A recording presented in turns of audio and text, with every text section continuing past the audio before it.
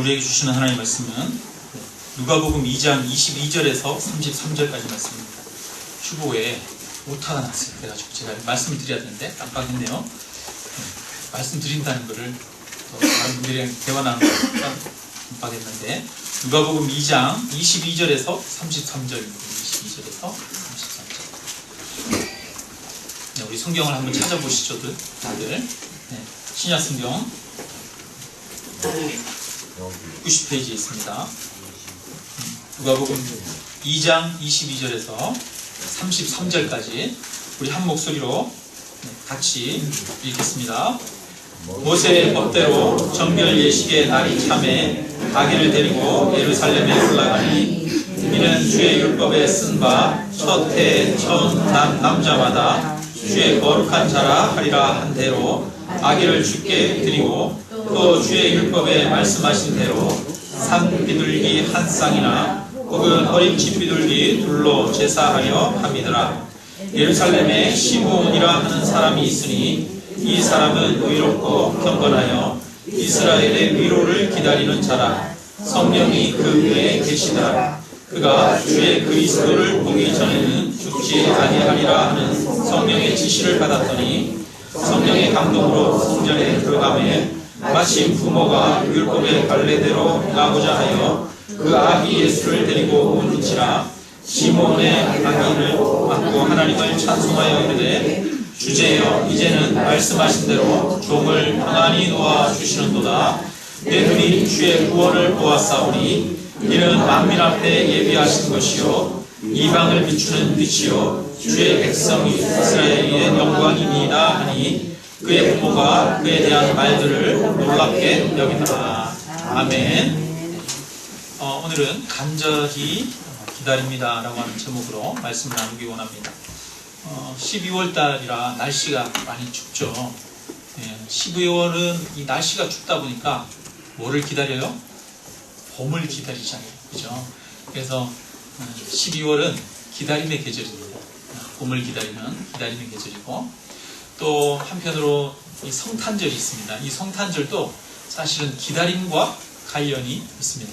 그래서 4세기부터 성탄절을 이 12월이 되면 대림절이라고 해가지고 예수님의 오심을 기다리는 그런 시간들로, 날들로 보냈습니다. 근데 성탄절은 단순히 예수님의 오심만을 기다리는 것이 아니라 다시 주님이 재림하실 것을 소망 중에 바라보고 기다리는 그런 날입니다. 그래서 천국에 대한 소망, 주님의 재림에 대한 소망을 품어야 하는 달이 사실은 12월입니다. 그래서 12월 이 기간을 정말 주님을 기다리는 마음을 다시 한번 회복하는 저와 여러분이 되시기를 주님의 이름으로 축원합니다. 요즘 사람들은 기다리는 거 잘 좋아하지 않아요. 그죠? 기다리는 게 별로 점점 익숙해지지 않아요. 이 향남에 홈플러스 가가지고 물건을 이렇게 쫙 사고 나면 제일 먼저 물건 살고 계산할 때 뭐를 살펴요? 줄을 살피잖아요. 어느 줄로 가야 많이 안 기다리고 빨리 계산하고 나올 수 있을까, 그 계산하잖아요. 그래서 줄 쫙 섰다가 사람들이 가진 물건도 봅니다. 저는 가가지고 사람들이 물건 많이 가지고 있으면 그 많이 가지고 있는 사람 뒤에는 안 서요. 물건 적게 가지고 있는 사람 뒤에.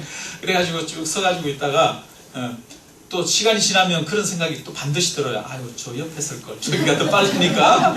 그런 생각이 또 반드시 들어요. 우리가 계산하는 시간에도 기다리기 힘들어하고 그렇습니다. 한동안 그 TV 광고 중에 예전에 그 핸드폰 통신사 광고하는데 이런 광고가 있어요. 빠름 이러는 그 CM송이 나오는 광고가 있었죠.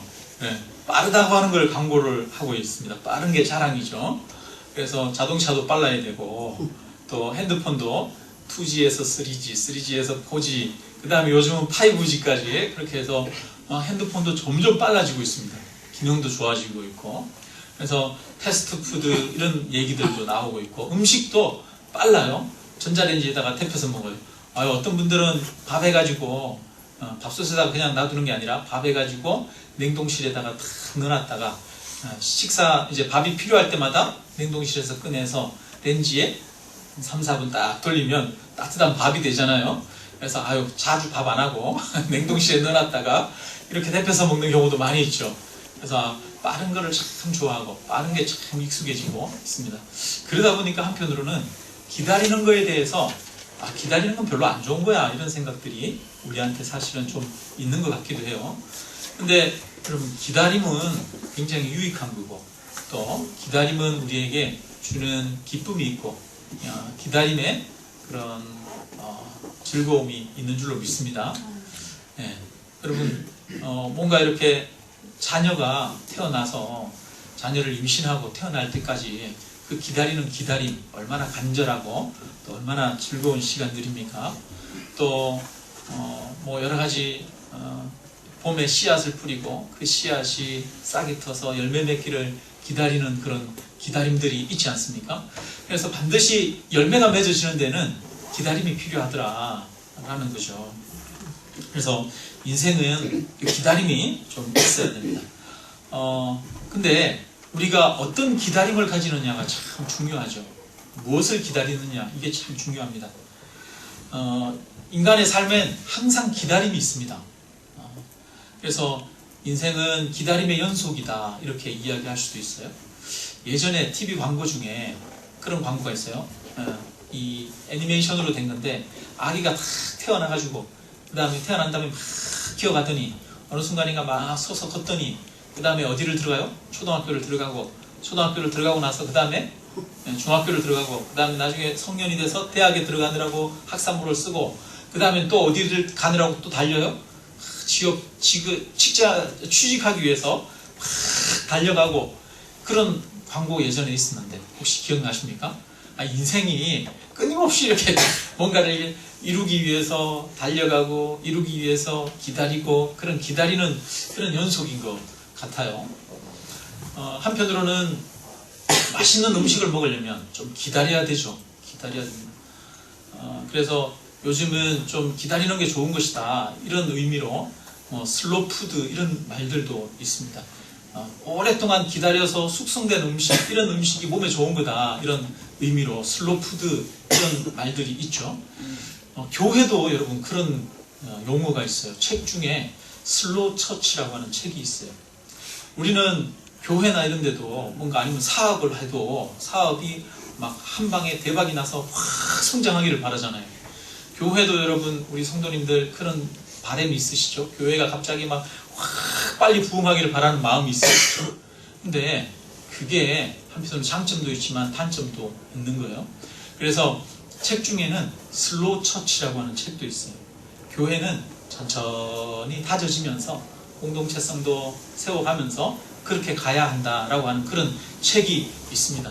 그러니까 느림의 미학, 천천히 가는 미학, 오래 기다림의 미학 이런 것들도 있는 거죠. 그래서 기다림의 아름다움도 있다라는 겁니다.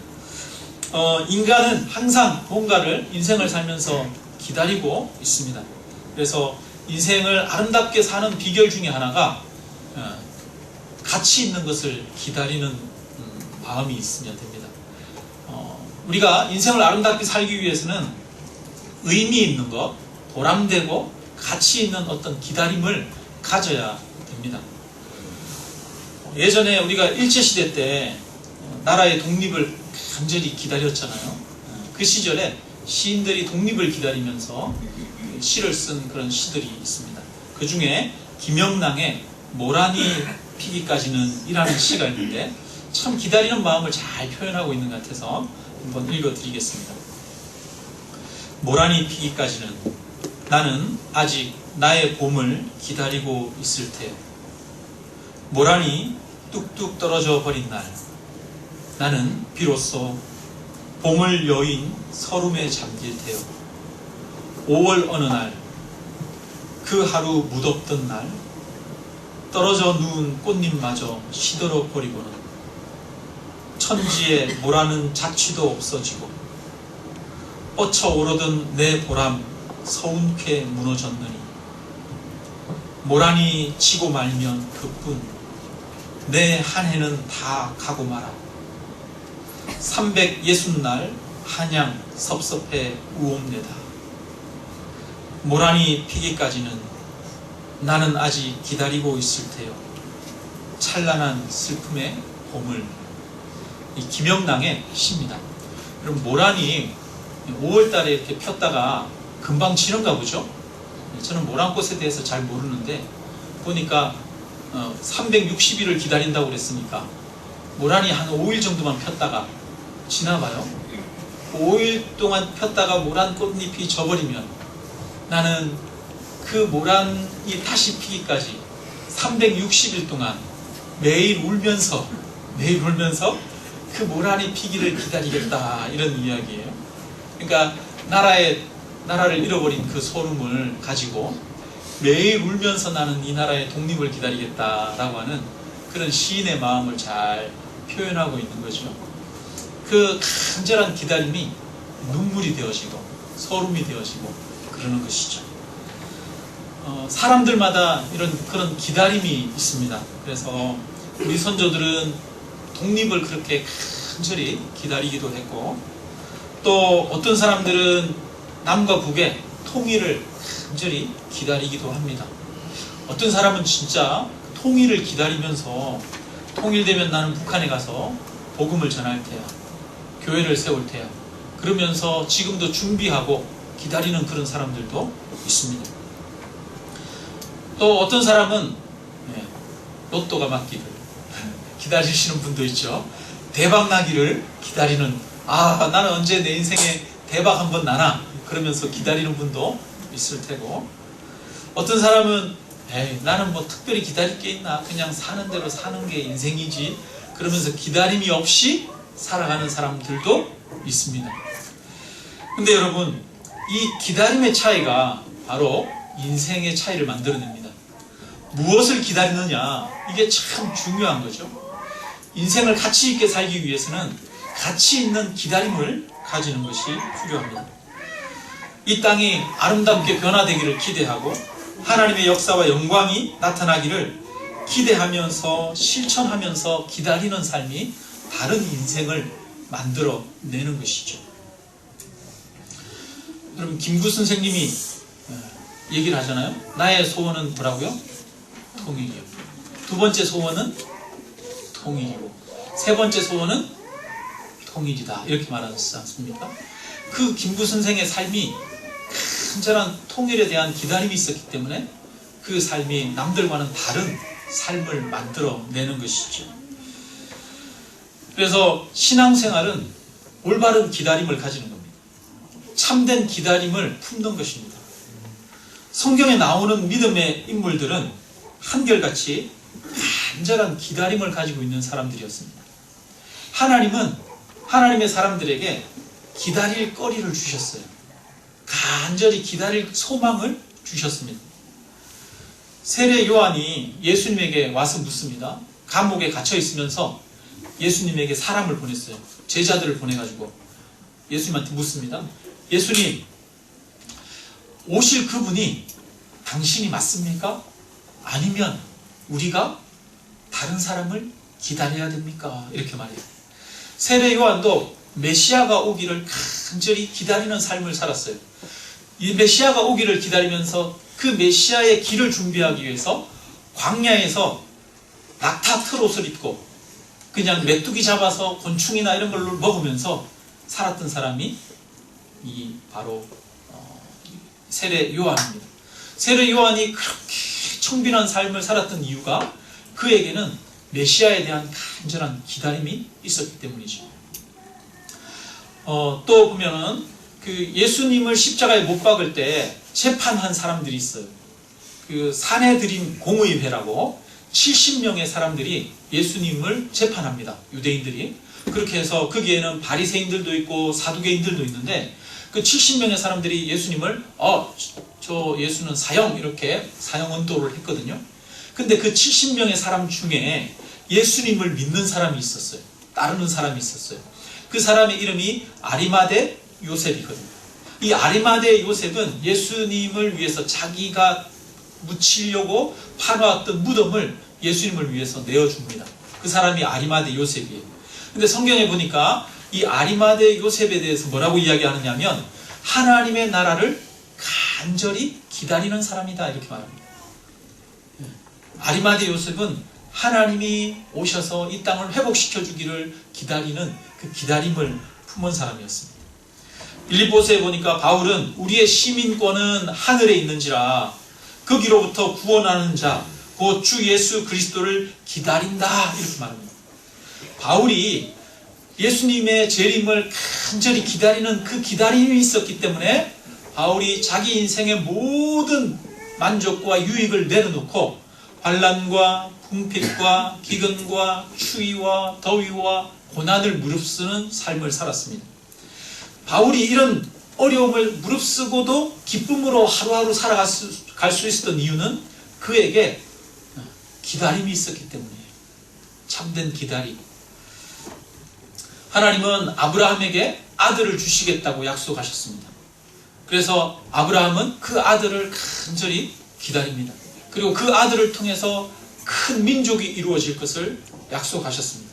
그래서 하나님은 이렇게 약속을 주셔서 그 약속을 통해서 사람들로 하여금 간절한 기다림을 품게 하시는 분이십니다. 하나님이 다니엘에게도 약속하셨죠. 예레미야를 통해서 이스라엘이 포로로 끌려갔지만 다시 70년 이후에 그 포로에서 다시 되돌아올 것이다 라고 하는 약속을 주셨어요. 그래서 다니엘도 이스라엘을 위해서 날마다 하루에 3번씩 예루살렘을 향해서 난 창문을 열고 하나님 앞에 기도합니다. 그러니까 하나님은 이처럼 하나님의 사람들에게 약속을 주시고 그 약속을 오랫동안 간절히 품게 하시고 기다리게 하시는 그런 사람입니다. 그런 분이십니다. 그래서 믿음이 있는 사람들은 한결같이 약속을 기다리는 사람들입니다. 하나님을 바라보고 하나님의 약속이 이루어질 것을 기다리는 사람들이 믿음의 사람들입니다. 그런데 이 믿음은 오랜 인내를 필요로 하죠. 기다리는 것은 오랜 인내를 필요로 합니다.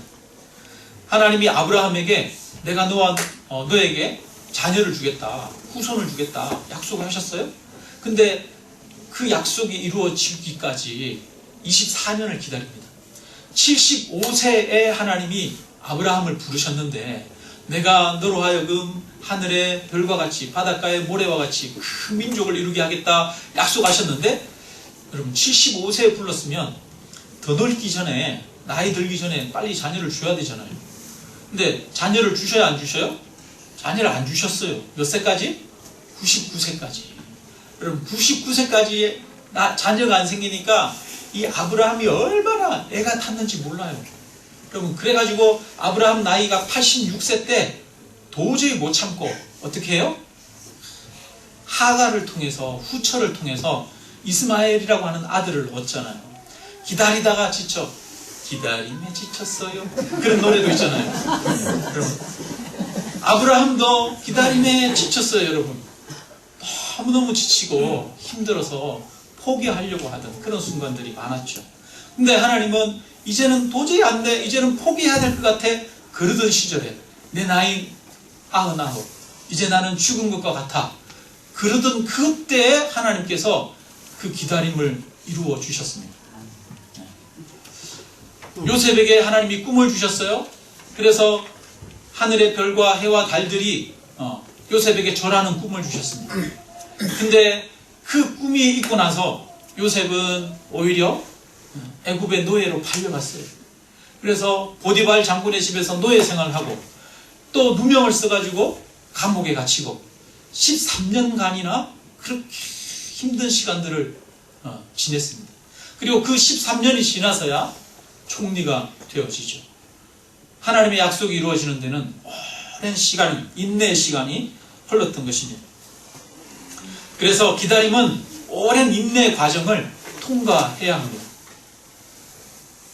그래서 우리에게 오래 기다릴 수 있도록 하나님은 우리에게 소망을 주시고 또 우리에게 포기하지 않고 인내하면서 기다릴 수 있도록 하십니다. 그래서 이 기다림은 한편으로는 참 소중한 겁니다. 기다리는 것은 아주 아름다운 것입니다. 여러분도 기다리는 거 있죠? 언제 이 인간이 좀 변하나 그러면서 아내를 기다리고 있고 남편을 기다리고 있고 여러분 기다리고 있지 않습니까? 기다리는 거 참 귀한 겁니다. 남편을 기다리고 아내를 기다리는 것도 귀한 겁니다. 귀하고. 자녀가 언제 똑바로 세워지나 그러면서 자녀를 위해서 기도하면서 기다리는 그런 기다림도 너무너무 중요하고 귀한 겁니다. 여러분 오랜 그런 기다림을 포기하지 마시기를 주님의 이름으로 축원합니다. 네. 프랑스의 시인 중에 그런 말을 했어요. 하나님은 이렇게 아무리 기다려도 응답하지 않는데요. 기다림의 그 결과가 나타나지 않고 이제는 안 돼 그러고 포기하고 반쯤 이렇게 돌았을 때 그때 이루어진대요. 여러분 비슷하지 않아요? 하나님이 아브라함에게 자녀를 주신다고 그러셨어요. 그랬잖아요. 너를 통해서 큰 민족을 이루겠다고 말씀하셨어요. 근데 이 아브라함이 하나님을 기다렸어요. 나이가 점점 75세에 불러가지고 나이가 먹도록 기다렸는데 98세가 되도록 하나님이 응답하지 않으셨어요. 아브라함 마음이 어떻겠어요, 그죠? 에이 모르겠다, 이제는 포기해야지. 그리고 포기하고 탁 돌아서려고 그러는데 하나님이 몇 세? 99세. 그 기다림을 이루어 주시잖아요. 그래서 하나님은 언제 응답하신다고요? 기다리다가 지쳐서 돌아설 때, 그때 반쯤 돌았을 때 응답하신다는 거예요. 이 말은 무슨 말이에요? 다른 말로 돌아서서 포기하지 말란 말이에요. 포기하지 말란. 포기하면 손해라는 얘기예요. 이제 포기하려고 하는 그 순간에 하나님의 응답이 가까이 왔다는 거예요. 여러분 낚시하러 가면 낚시꾼이 고기가 안 물어. 그러면 얼마만 기다려야지? 10분만 더 기다려야지. 그리고 기다리다가 또 보면 20분이 흘렀어. 20분이 흘러다 갈까 하다가 또 얼마나 더 기다려야지? 5분만 더 기다려야지. 그리고 기다리지 않습니까? 그래서 포기하려고 하는 찰나에 하나님은 응답하신다. 그러니까 절대 포기하지 말라. 이런 이야기를 합니다.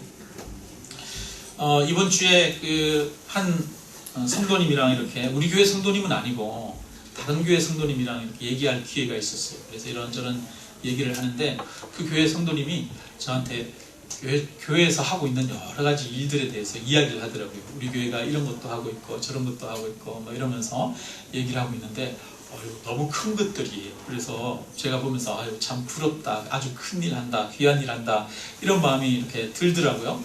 그런 마음이 들면서도 한편으로 제 마음에 우리 교회는 아직 작잖아요. 그런 큰일을 못하잖아요. 그래서 제 마음의 한편으로는 무슨 마음이 드냐면 조금 서러운 마음도 들고 조금은 스스로 좀 작아도 보이고 좀 그런 마음이 들었어요. 우리 교회는 괜찮은데 목사님 왜 그러시나 이럴지는 모르겠지만 하여튼 그런 사연이 사실은 좀 있었어요. 그래서 그 사연이 뭔지는 말씀을 안 드리겠습니다만, 그래서 그분이 막 교회에 대해서 자부심을 가지고 자기가 다니고 있는 그 큰 교회 막 자랑을 하는데 그 교회 이야기를 이렇게 들으면서 한편으로는 참 그런 씁쓸함이 제 마음 가운데 이렇게 있었어요. 그래 있다가 교회에서 이렇게 하루 종일 있으면서 혼자서 이런저런 생각도 하고 그러는데 갑자기 그런 생각이 드는 거예요. 버티는 것만으로도 참 귀한 거다, 이런 생각이 드는 거예요. 우리가 이제 개척한 지 올해 2년째죠. 12월이면 딱 만 2년이네요. 2018년 1월 7일 날 우리가 첫 예배를 드려서 이제 12월이면 만 2년이 됩니다. 근데 저희가 개척하고 나서 4월 달에, 저희는 1월 달에 개척했고 4월 달에 이 근처에 교회가 한 군데 개척을 했었어요. 근데 그 교회가 올해 4월에, 그러니까 만 1년 되는 그때 교회가 힘들어서 어려워서 문을 닫았어요. 그래서 다른 목사님이 오셔서 교회 이름을 바꾸고 거기에서 다시 목회를 하시는데, 제가 그 교회가 1년 만에 문을 닫고 이렇게 가는 걸 보면서 마음이 참 아프더라고요. 씁쓸하더라고요. 그 교회에서 교회의 부흥을 위해서 애쓰고 또 기도하면서 많은 성도님들이 노력했을 거 아니에요? 그 성도님들은 얼마나 마음이 아프고 힘들었을까. 그 목사님도 자신의 온 삶을 다해서 그 목회를 위하고 또 개척을 하려고 했는데 그것이 안 됐을 때 얼마나 힘들었을까 그런 마음이 생기더라고요. 그러면서 진짜 오늘날 사실 개척해가지고 교회가 자립하기까지 굉장히 힘든 교회들이 정말 많잖아요. 그러니까 교회들이 개척 교회들이 세워진 다음에 버티는 것만으로 해도 참 대단한 거죠. 대단한 거예요. 그래서 제 마음에 그 생각을 하면서 하나님이 너무 큰 은혜를 우리에게 주셨다 이런 고백을 하게 되고, 또 한편으로 여전히 우리는 미흡한 것도 많이 있고 하지만 우리가 이렇게 버텨가는 것만 해도 참 하나님으로부터 칭찬받을 만한 일이다 그렇게 생각되어집니다. 그러면서 또 우리 성도님들에게 또 한편으로 감사도 표하고 싶고 또 존경의 마음도 나타내고 싶습니다. 여러분 이렇게 힘들고 어려운데 여러분 버텨주시는 여러분들이 참 감사하고 존경스럽습니다. 버티시느라 고생하셨습니다. 수고하시고 예전에 세월호 사건 너무 가슴 아픈 사건이죠. 생각만 해도 가슴 아프고 입에 담기에도 혹시나 또 상처가 될까 그런 말이 바로 세월호인데 이 세월호 때 300여 명의 학생들이 죽었잖아요. 참 그러면서 그때 그런 생각이 딱 들더라고요. 제 아들이 그 세월호 때 희생되었던 학생들 97년생이거든요. 제 아들이 97년생이에요. 그 당시에 그런 생각이 들더라고요. 우리가 살아가다 보면 여러 가지 사고를 많이 당하잖아요. 사고도 당하고 원치 않았던 여러 가지 어려움도 겪고 하게 되어지는데 참 우리가 이 그런 험난한 세상 속에서 우리가 죽지 않고 살아있는 것만으로도 얼마나 감사한 일인가. 우리가 버텨주는 것만 해도 얼마나 감사한 일인가 그런 생각들을 그때 많이 했었거든요. 그러면서 아들이 살아있는 것만으로도 참 감사하다 이 생각을 하면서 그렇게 지냈었는데 여러분 우리가 버티고 살아있는 것만으로도 참 격려받아야 될 일이고 또 감사한 일인 줄로 믿습니다. 여러분 우리가 버틸 수 있는 이유는 뭡니까? 우리가 기다림이 있기 때문이죠. 무엇인가를 기다림이 있기 때문에. 오늘 지금 이 자리에도 우리가 질병을 앓고 있지만 그 질병 가운데에서 하나님만 바라보고 하나님이 은혜 베풀어 주시기를, 하나님이 내 아픈 육체 가운데에도 긍휼 베푸시고 나를 통해서 일하시고 역사하시기를 기다리면서 그 고통 중에 버티는 그런 성도님들이 계십니다. 그래서 질병 중에 여러분 하나님을 찾고 기도하면서 버텨주시는 성도님들 진심으로 감사합니다. 뿐만 아니라 우리 성도님들 중에 위태위태한 삶의 어려움을 겪고 계시는 분들 계십니다. 고비 넘어질 것 같고 쓰러질 것 같고 포기하고 싶은 그런 순간들이 있는 성도님들 얼마나 많이 있습니까? 그런데 그런 순간에도 포기하지 않고 버티고 또 새로운 기대를 가지고 또 나아가는 그런 우리 성도님들 그렇게 버텨주셔서 너무나 감사합니다. 어려움 중에 그렇게 버텨주시는 여러분 한 분 한 분이 너무나 소중합니다. 그래서 우리가 볼 때는 잘나고 또 많은 것들을 가진 사람들과 비교해 볼 때는 우리 인생이 초라해 보이고 우리 인생이 아무것도 아닌 것 같지만 우리 자신에게는, 그리고 우리가 보기에는 우리가 그렇게 버티는 것만으로도 정말 격려받아야 될 일이고 칭찬받아야 될 가치 있는 그런 일인 줄로 믿습니다. 우리 신앙의 선조들이 기대와 소망을 가지고 있었다고 해서 항상 승승장구했던 것은 아닙니다. 여러분 많은 이 수고와 인내를 하면서 하나님에 대한 소망과 기다림을 가지고 버티고 인내했던 사람들이 우리 신앙의 선조들이죠. 그렇게 너무 힘든 상황에서 무릎으로 버티면서 하나님만을 바라보고 기도하면서 그렇게 나아갈 때 하나님이 그들 가운데 역사하셨습니다.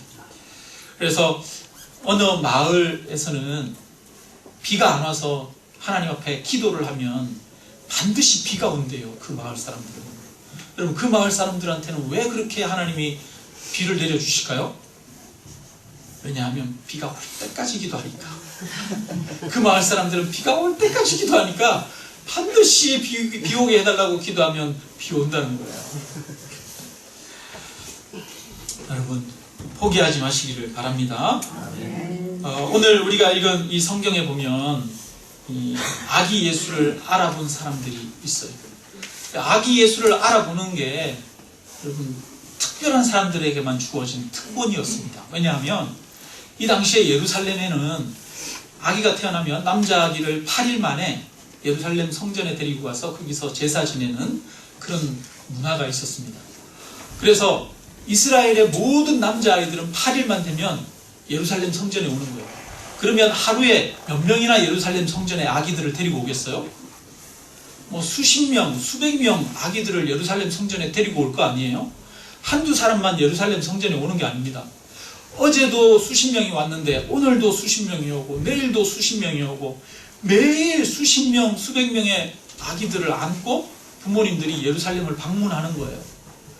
근데 거기에 시므온과 안나라고 하는 사람이 있습니다. 이 시므온은 보니까 나이가 굉장히 많은 할아버지였던 것 같아요.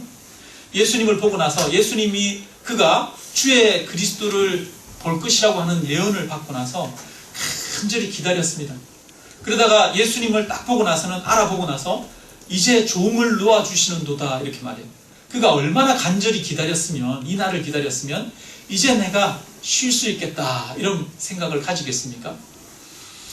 그리고 안나라고 하는 한 여인이 있는데 그 다음에 이 안나도 예루살렘에서 오랫동안 예수님을 기다린 사람이에요.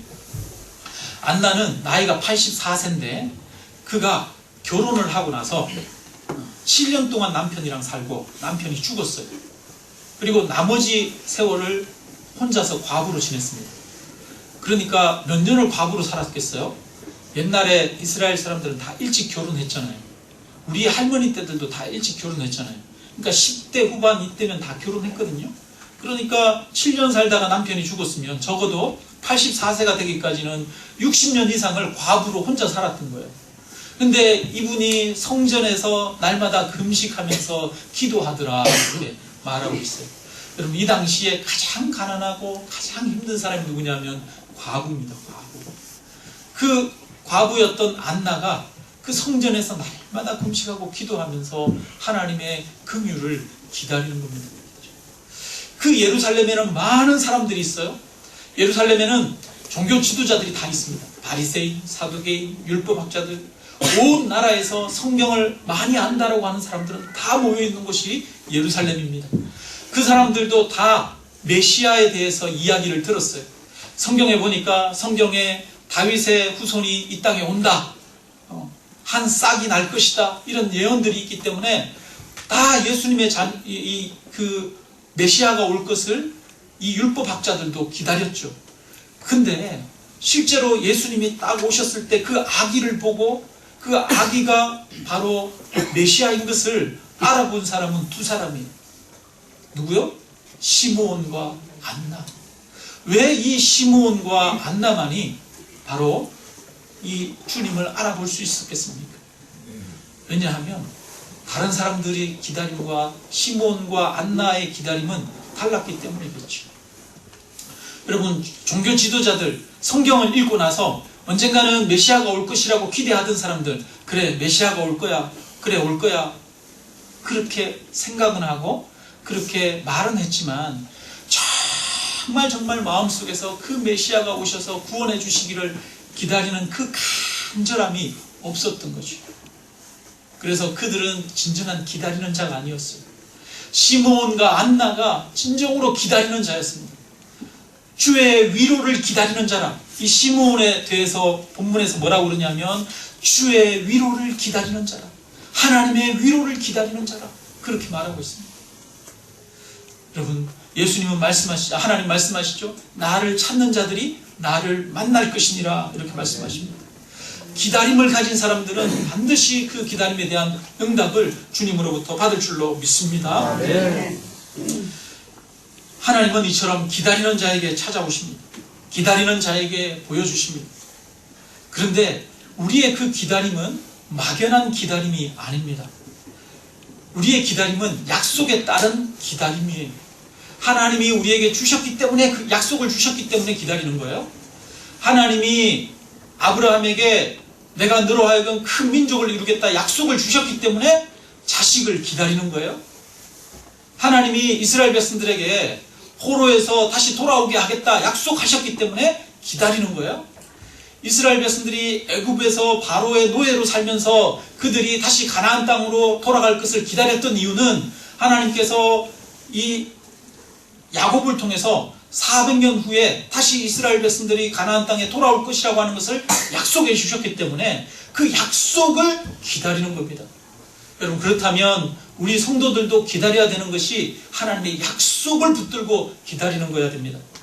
그러면 하나님이 우리에게 주신 약속은 무엇이었습니까? 하나님이 주신 약속은 이 세상을 구원할 구주가 오신다는 겁니다. 그분이 바로 예수 그리스도십니다. 여러분, 예수 그리스도가 그 약속에 따라서 이 세상의 구원자로 이 땅 가운데 오신 줄로 믿습니다. 아멘. 이미 그 약속은 성취되었어요. 근데 그 예수님이 또 다른 약속을 하십니다. 뭐라고 그러냐면 내가 보혜사를 너희에게 주겠다. 성령을 주겠다 말씀하셨습니다. 그래서 제자들에게 말씀하시면서 너희는 예루살렘을 떠나지 말고 내가 너희에게 약속한 성령이 오시기까지 예루살렘에서 기다리라 이렇게 말씀하시죠. 그래서 제자들은 예수님이 승천하신 이후에 예루살렘을 떠나지 아니하고 그 예루살렘에서 기다렸습니다.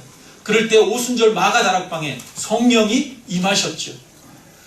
근데 사도 바울은 저와 여러분에게 오늘날도 말씀합니다. 너희는 성령의 충만함을 받으라 이렇게 말씀하십니다. 여러분, 성령을 기다리고 성령의 충만함을 받아야 되는 것은 저와 이 사도들에게만 주신 약속이 아닙니다.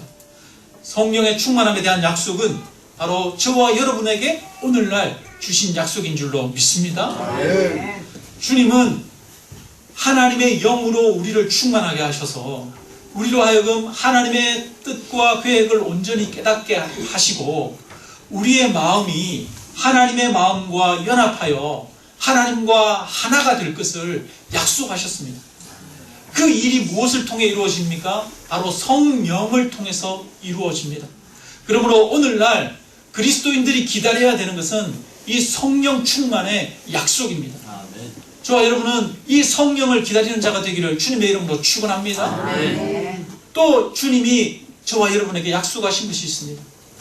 그것은 바로 내가 승천하는 것을 본 그대로 다시 이 땅에 오시겠다 약속하셨습니다. 예수님은 재림을 약속하셨습니다. 그래서 예수님이 이 땅 가운데 오는 날 이 땅을 심판하시고 이 땅 가운데 눈물 흘리는 자들의 그 눈에서 눈물을 씻어주겠다고 약속하셨습니다. 이 땅 가운데 하나님의 나라를 이루시겠다고 완성하시겠다고 약속하셨습니다. 그래서 오늘날 저와 여러분은 예수님의 그 재림을 기다려야 하는 것이죠. 그래서 성탄절은 그 예수님의 재림을 약속하신 그 재림을 기다리는 절기입니다. 예수님의 재림을 기다리는 것은 그냥 주님 오시옵소서 이것이 예수님의 재림을 기다리는 게 아닙니다.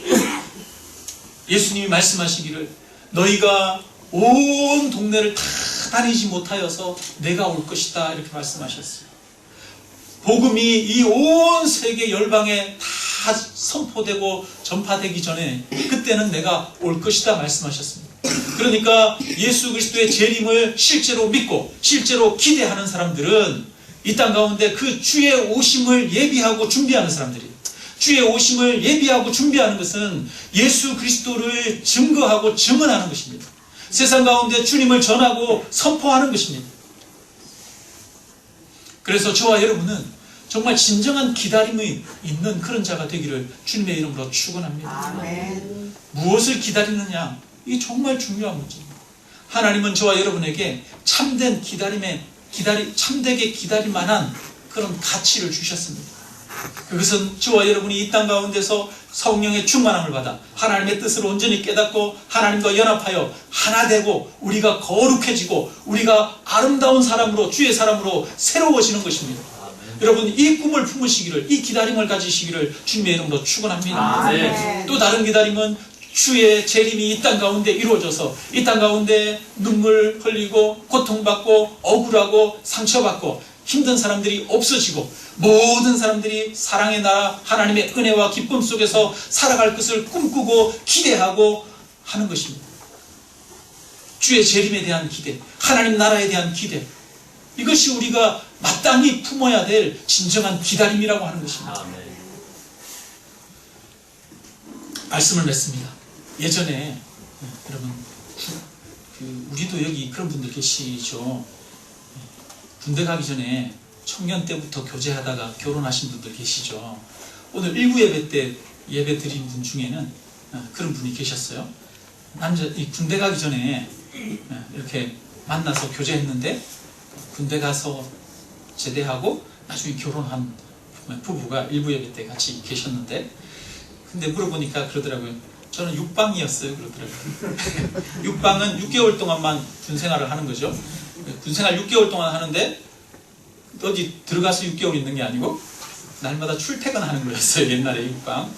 그래서 좀 감이 떨어져요. 옛날에 여러분 남자친구 군대 가고 그러면 군대 3년이었잖아요. 그죠? 3년 동안 그 여자친구가 군대 간 남자친구 빨리 뭐 하기를? 제대하기를 손꼽아 기다리고 또 뭐 할 날을? 휴가 나올 날을 손꼽아 기다리고 그랬잖아요. 군대 가 있는 사람들도 그 날을 얼마나 기다립니까? 그러다 보니까 국방부 시계는 거꾸로 가도 간다고 그런 말도 있었지 않습니까? 제대할 날만 손꼽아 기다리잖아요. 여러분. 근데 하나님이 우리에게 거룩한 기다림을 허락하셨어요. 주셨어요. 아름다운 것입니다. 아름다운 것. 하나님이 주신 그 기다림이 여러분 군대 간 남자친구 제대할 날 기다리는 그 기다림보다 못했어야 되겠습니까? 제대할 날 기다리는 그 기다림보다 주님을 기다리는 그 기다림이 못했어야 되겠습니까?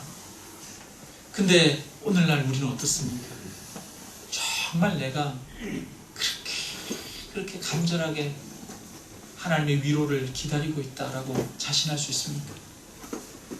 내가 성령을 간절히 주님의 성령으로 나를 채우시고 나를 거룩하게 변화시키기를 간절히 기다린다고 내가 그렇게 자신할 수 있습니까?